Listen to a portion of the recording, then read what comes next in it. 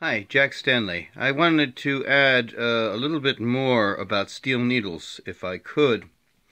I already filmed one thing about steel needles, giving you some information, but there's a couple of other things that came to mind as soon as I finished. That always happens, you know. One of the things that we have that exists today that didn't exist when I did start collecting is something called eBay. Now, eBay is an incredible resource, and we all have found wonderful things on eBay. We've probably all sold things on eBay as well.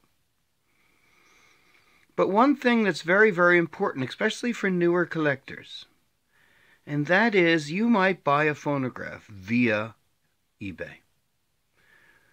Be careful. If you are brand new to this, and you're not familiar with machines, just be careful what you buy. Sometimes you might be buying another headache. It's pretty much a better thing for a starting collector is to talk to people who you know, who are collectors perhaps, and go with them and find a machine, rather than just buying it on eBay. Now, there's a lot of wonderful things you can buy on eBay, but there's also some real turkeys on there, so you have to be careful. And sometimes you have people selling things who have not one iota of information of what they're selling. And so it could be absolutely dreadfully rotten, and they won't know it. And so with great honesty, they will tell you, it looks fine. The turntable moves, but the tone arm might be frozen in place.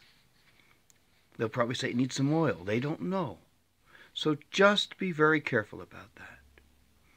Now, getting to steel needles, which was my topic of the previous talk just before this.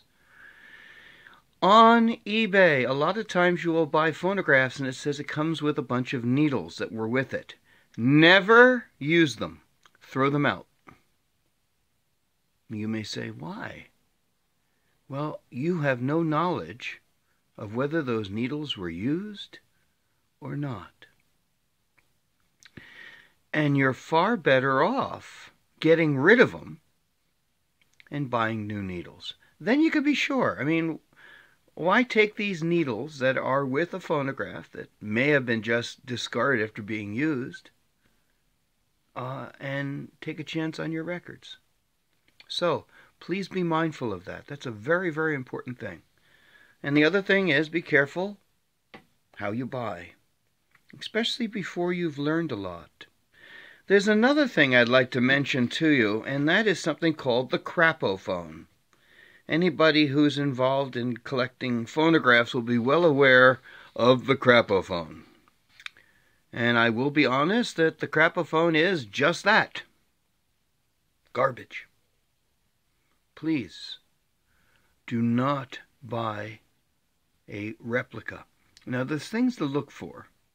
Now, these are mainly manufactured in India, and they're taking old portables, gutting them, and taking the works and putting it into these refashioned gramophones with a very thin horn and a tone arm that's really not very well placed.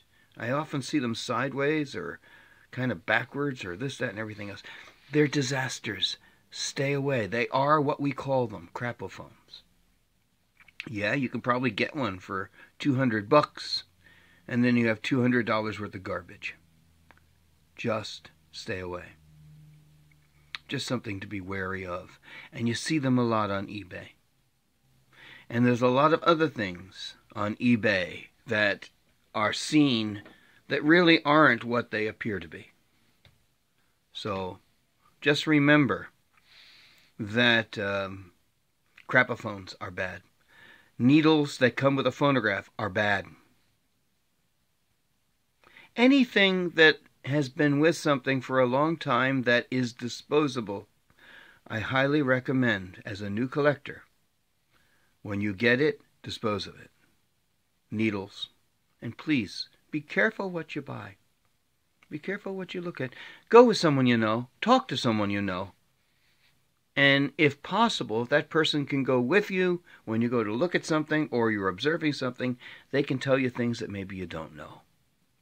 Just always go for experience. When you're collecting, you know something, no matter what it is we collect.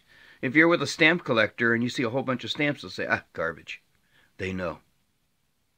Coin collectors, they can see a pile of coins and say, nothing. Phonograph collectors, record collectors can look through a pile of records and sit there and say, leave it alone. Or leave the machine alone. It's got issues. So if you get the chance, use the experience of those around you. One last thing to mention to you, once again, with steel needles, remember only one play, as I can't say that enough. And stay away from chromium needles. Any kind of permanent needle that's placed in an impermanent situation is going to cause wear. So, use a steel needle once, change it, never rotate, never do anything except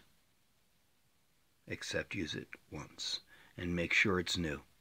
If you have doubts whether it's new or not, get rid of it and replace it.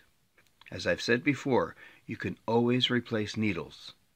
You can't always replace records. And as time goes by, our records are becoming harder to find and more expensive. And their condition is degrading, actually. The really good ones are hidden away. And so you want to find records and try to find the best ones you can. And you want to take care of them. And if you're going to play with steel needles, which I know there's fun in that, there's no one who will disagree with you,